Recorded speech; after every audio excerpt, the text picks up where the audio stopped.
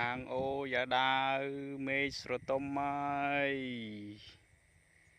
បាទមេឃស្រទុំហើយស្រទុំចិត្តរកចិត្តភ្លៀងហើយបាទ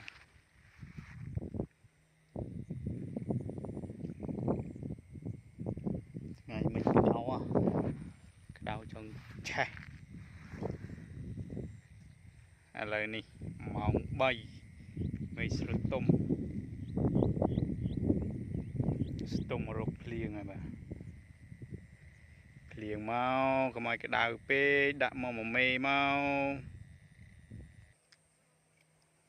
ក្តៅនេះ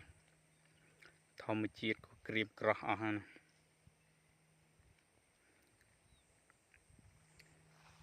ខាងនេះ